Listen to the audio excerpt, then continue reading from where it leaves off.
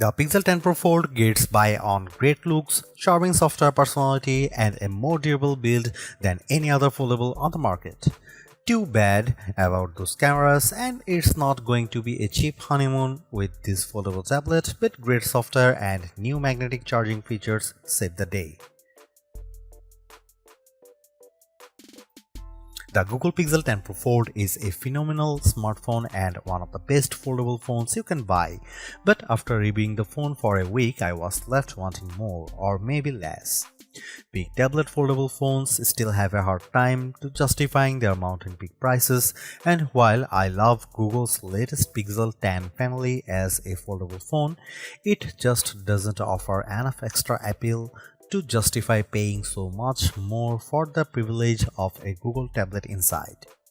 Before I talk about what I like or dislike about the Pixel 10 Pro Fold, I need to get the price out of the way because this is one of the most expensive phones you can buy, and it's even more expensive than most laptop computers.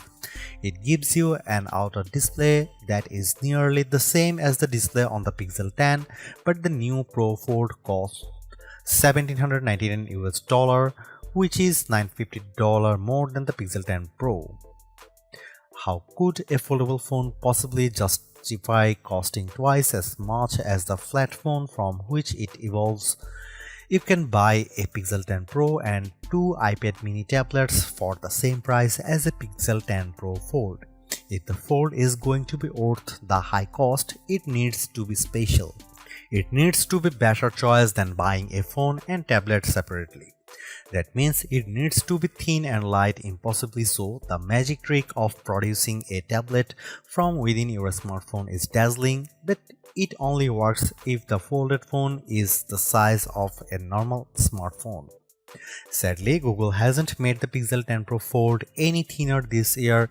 It's even taken a step back, while Samsung has blown us away with its super thin Galaxy Z Fold 7.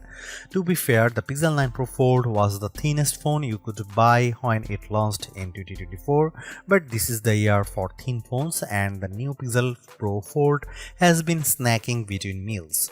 A foldable phone also needs to do things that a flat phone cannot do. The Pixel 10 Pro Fold doesn't just have a bigger display inside, it also folds in the middle, so you can use the two sides of different functions. You can also use the inner and outer displays as simultaneously. I wish there were a lot more features that took advantage of a unique foldable design, but sadly Google hasn't added much excitement to the Fold over the past few years. Now when you open the camera on the big inner display and take a photo, you will see the pic you just took on the half of the screen with the camera app on the other half. Big deal? Hardly. There is nothing the Pixel 10 Pro Fold lacks, nothing missing that I loved on the Pixel 10 Pro. The flat Pixel Pro phone is one of the best you can buy, but without adding standout features that take advantage and justify the cost of the folding display, the Pixel 10 Pro Fold is much harder to recommend than its flat siblings. If you are settled on a foldable tablet, there are only two phones worth considering: the Pixel 10 Pro Fold and the Samsung Galaxy Z Fold 7. I have both of these phones, and the differences are more interesting than I imagined. The Galaxy Z Fold 7 is technically superior in many ways. It's faster and has much better cameras than the Pixel 10 Pro Fold, but Google has some distinct advantages that are firsts for a foldable of this size. Foremost is the IP68 rating, which means the phone won't be destroyed by dust and sand. I don't know how Google did it, but the new hinge is more tightly sealed than ever before, and that means you can take the Pixel 10 Pro Fold to more places than the Samsung Galaxy Z Fold 7. Google also includes its new PixelSnap magnetic charging on the Pixel 10 Pro Fold, which opens a world of accessories including charging stands, wallet cases, and magnetic tripods. That also means my Pro Fold fit neatly into my world of iPhone MagSafe charging and accessories. The Galaxy can't do that. Finally, my disappointment over the lack of big screen features aside, the Pixel 10 Pro Fold is much more attractive and comfortable to hold than other big foldable phones like the Galaxy Z Fold 7. It keeps most of the Pixel 10 family design a winning look that Google refined this year and offers more durability and better battery life instead of shaving off another millimeter. I would recommend the Pixel 10 Pro Fold over other foldable tablets like the Z Fold 7 because I like those priorities, durability and battery life, and because Google's version of Android remains the most polished and friendly on any phone, foldable or flat. Still, despite its advancements, the Pixel 10 Pro Fold struggles to justify the premium price for its unique form factor, making the more affordable and traditional Pixel 10 Pro a better choice for anyone who doesn't have money to burn. The Pixel 10 Pro Fold is the most expensive phone you can buy from Google. It keeps the same price as last year's 9 Pro Fold, while Samsung raised the price on the Galaxy Z Fold 7, making the latter the most expensive smartphone you can buy. This is the third Pixel Fold, but that sticker price is no less shocking. You can get a Pixel 10 Pro Fold and iPad mini with a cellular connection for the same cost and still have hundreds left in your bank account. It is really so convenient to have both devices in one. Yes, but not twice the price convenient, that's certainly not more than that.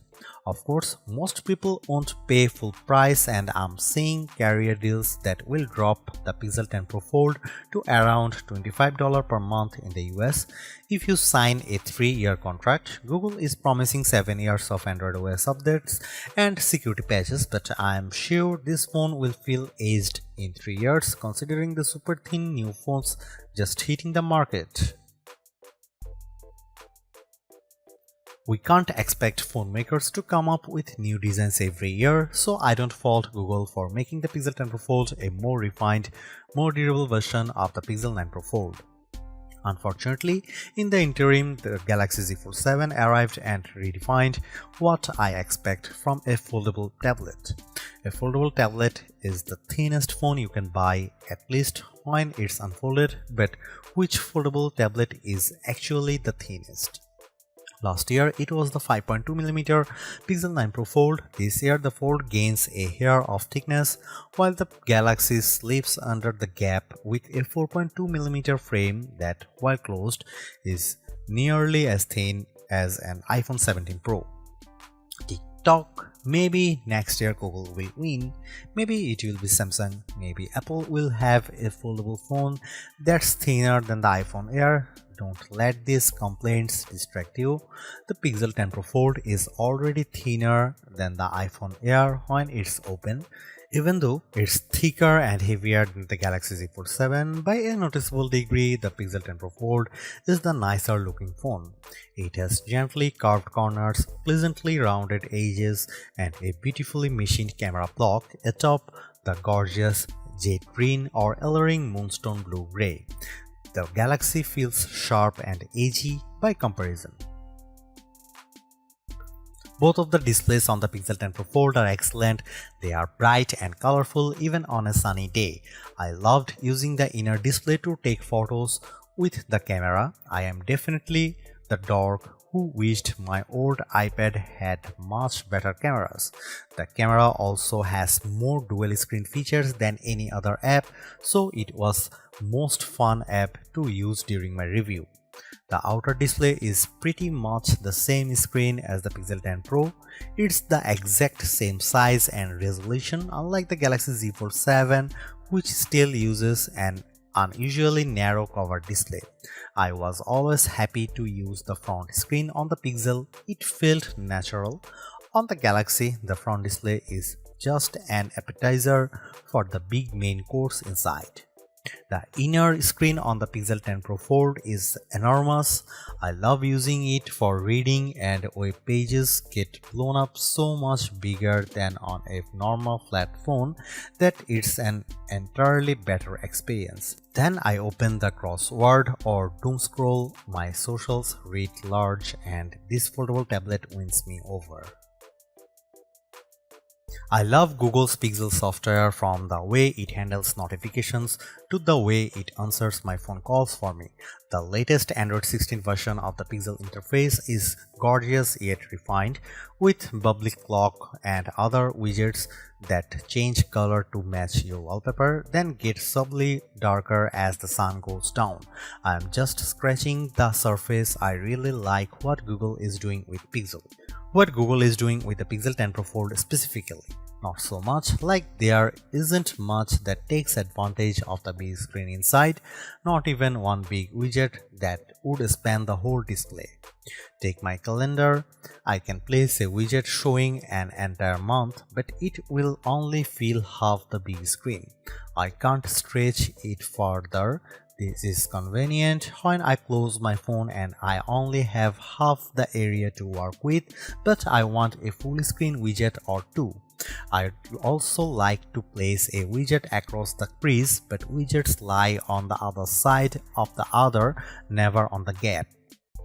I want a lot more features to make the Pixel 10 Pro Fold feel truly special, more than the sum of its parts. Otherwise, I'd recommend buying a Pixel 10 Pro and an iPad mini. You'd save money and you won't feel let down by either. Maybe I should count my blessings. The Pixel 10 Pro Fold is very buggy right now. I'm hoping future software updates fix these glitches, but I had trouble during my review time. The app taskbar at the bottom of the big display would occasionally persist and block my view of important app features. Google-owned Waze would sometimes stop showing me buttons or information, but only when I used it on the Pixel 10 Pro Fold. A few times my timer would go off, but when I asked Google to stop it, it would say on top of the alarm sound that I had no timers ringing or music playing. These are the minor inconveniences that are usually resolved in an update or two, but the first Pixel Fold had similar software glitch problems. You hate to see it. In the past, I might have been more forgiving of subpar image quality from a foldable phone, but Samsung had to destroy expectations by slapping its full-grown 200 megapixel sensor on the Galaxy Z Fold 7. So now I want my $1,800 phones to have a good camera. Is that so wrong? The Pixel 10 Pro Fold camera is fine, but it isn't very good.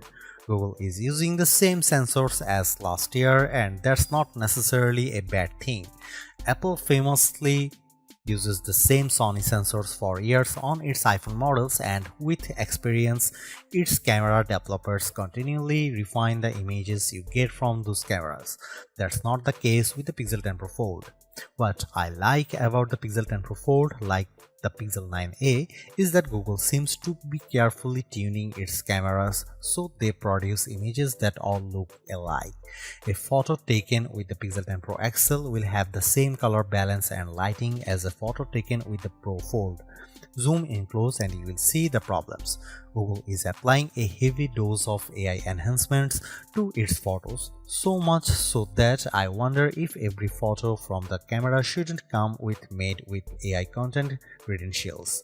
When you zoom in on photo, especially photos taken at night, it looks smoothed out and painted over. On the phone screen, images look clearer when taken with the Pixel Fold versus other foldable phones like the Galaxy Z Fold 7. When you zoom in, however, that clarity starts to look artificial. If you don't need the absolute best photos from your smartphone camera, the Pixel 10 Pro Fold has a fascinating new pixel feature that could make you a better all-around photographer.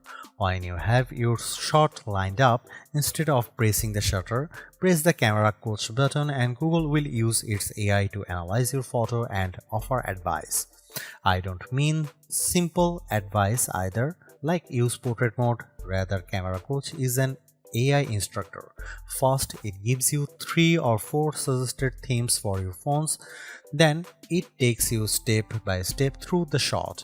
It highlights the right camera mode to select and it tells you where to move for the best angle. In the end, it really did help me take better photos. if I was willing to take the time to walk through the steps. Camera Coach is one of Google's newest and most advanced AI features.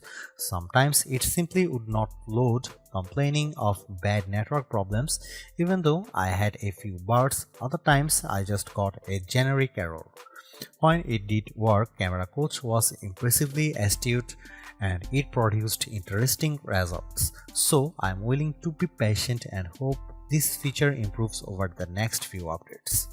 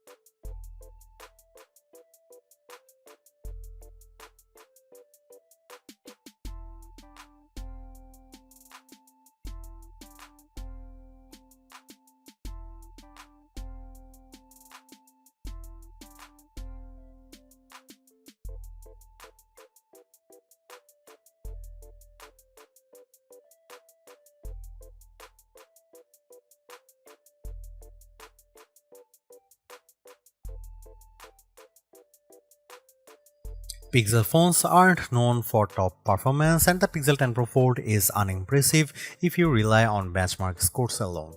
In my real-world testing, I found the Pro Fold to be smooth and responsive, especially when switching apps back and forth between the outer and inner displays.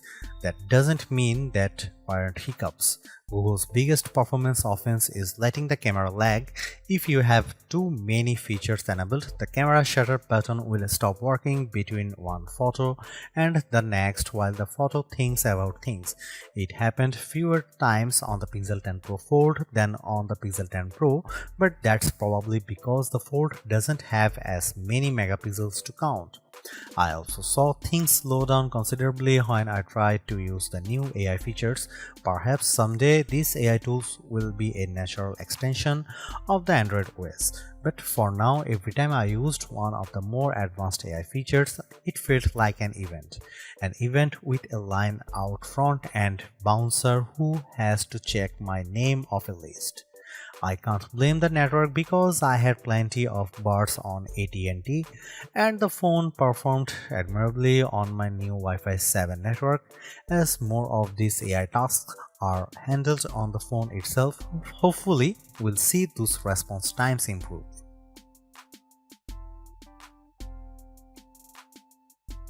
I will admit that the battery life isn't a huge priority for me these days as my home, car and office are littered with wireless chargers, so I am continually topping up my battery. The Pixel 10 Pro Fold makes doing so especially easy with Google's PixelSnap magnetic charging. It's the first foldable that will stick to my iPhone's MagSafe charging gear without a special case. Magnets aside, battery life wasn't terrible, but a smaller battery is the second sacrifice every foldable tablet makes after the cameras. Well, a smaller battery than you'd want on a 8-inch tablet. The Pixel 10 Pro Fold actually packs a capacity of around 5015 mAh battery, which is a bigger battery, but having two displays will drain the juice quickly. In our lab test, the Pixel 10 Pro Fold lasted 12 hours and 16 minutes. The Galaxy Z Fold 7 lasted only 10 hours and 44 minutes, but the Pixel Fold comes with an ounce more weight and an extra millimeter around the waistline. An Apple iPhone 17 Pro Max is thinner than a closed Pixel Fold, weighs more than an ounce less, and managed 5.5 hours extra of battery time, 17 hours and 54 minutes. In fact, in our rundown tests, that's how long an expensive smartphone should last. The Google Pixel 10 Pro Fold is a versatile foldable phone with impressively vibrant displays, a durable design, and better battery life than the Samsung Galaxy Z Fold 7 for $200 less. Plus, I actually preferred the camera quality in many of my test shots. It's just too bad that Google's foldable comes in a relatively thick and heavy device.